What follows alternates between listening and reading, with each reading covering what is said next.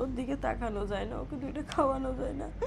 কোন মা সহ্য করতে পারে প্রতি টাইমে 3টা অক্ত মানুষ খানা খায়, তার মধ্যে আমি আমার বাচ্চাকে এক একটা অক্ত পর্যন্ত একটু খাওয়াইতে পারি না। আমি তো এগুলো সহ্য করতে পারতেছি না। আর আমার এই মেয়ের ভিডিওগুলো আপনারা একটু বেশি করে করে শেয়ার করবেন। আপনাদের একটা শেয়ারের কারণে হাজার মানুষের কাছে যেতে পারে আমার মেয়ের এই ভিডিওগুলো। আপনাদের প্রতি প্রথমেই কৃতজ্ঞতা প্রকাশ করতেছি, কারণ এইখানে যে 6,50,000 টাকা সাহায্য পাঠাইছেন, এই 6,50,000 টাকা আপনারা এই অসহায় বাচ্চাটার জন্য পাঠাইছেন, এই মরিয়মের জন্য। মরিয়ম হেমানজিওমা টিউমারে আক্রান্ত দীর্ঘদিন যাবত। এর আগেও ভারতে 2বার অপারেশন হয়েছে, তারপরে আরো 2বার চিকিৎসা নেওয়ার জন্য গেছে।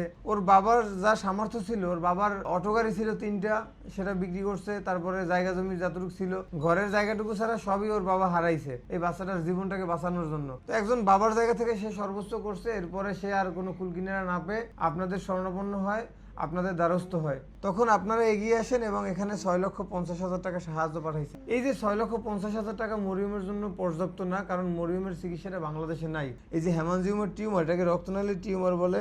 এই যে মুখটা দেখো তো বাবা, এই দেখেন ওর জিহ্বার অবস্থা, এই গলার এইখানটা ফুলা। তো এই বাচ্চাটার চিকিৎসা বাংলাদেশে নাই যেহেতু, কিন্তু একটা মানুষ তো চিকিৎসাবিহীন তো মারা যেতে পারে না। ওর চিকিৎসার জন্য, উন্নত চিকিৎসার জন্য নিতে হবে চায়নাতে। চায়নার বেইজিং জিন্দু চিলড্রেন্স হসপিটালে চিকিৎসা আছে ওর। তো যেখানে ভারত বলছে 11টা অপারেশন হবে প্রয়োজন ওর, সেখানে চায়না বলছে 2টা অপারেশনে ও সুস্থ হবে 90%। তো ওর চিকিৎসার জন্য, অপারেশনের জন্যই 22 লক্ষ টাকা প্রয়োজন। এরপরে তো সেখানে একটা থাকা খাওয়ার ব্যাপার আছে, তারপরে সেখানে যাওয়ার জন্য বিমান ভাড়ার একটা খরচ আছে। আপনারা যারা বিগত দিনগুলোতে পাশে ছিলেন বাচ্চাটার, আর ভিডিওটা যারা এখন দেখতেছেন বা নতুন যারা দেখবেন, আপনারা এই বাচ্চাটার পাশে একটু দাঁড়াবেন। মানে এতটুকু আমার রিকোয়েস্ট থাকবে। আসলে আমাদের সবারই উদ্দেশ্যই, যারা টাকা পাঠাইছেন 1 টাকা 5 টাকা করে, এখানে 6,50,000 টাকা পাঠাইছেন, আমাদের সবার উদ্দেশ্য একটাই, এই মরিয়ম একটু বেঁচে থাকুক সুস্থভাবে। তো সেই জায়গা থেকে বলবো, আপনার সামর্থ্য অনুযায়ী আপনি যদি পারেন 1টা টাকা সাহায্য পাঠান। ভাই, যদি দেওয়ার ইচ্ছা থাকে, যদি দেওয়ার মন থাকে, যে কোনো জায়গায় যে কোনো পরিস্থিতিতে মানুষ দিতে পারে।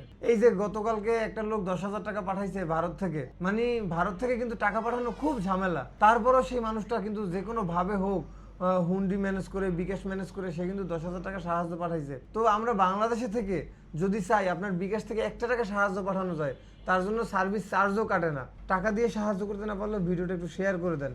সেটাও যদি আপনি না পারেন, অন্তত আপনার প্রার্থনায় বাচ্চাটাকে একটু রাখেন। আমি দেশবাসীকে সবসময় বলতেছি, আপনারা আমার মেয়ের পাশে আসেন, দাঁড়ান, আমার মেয়েকে একটু বাঁচান।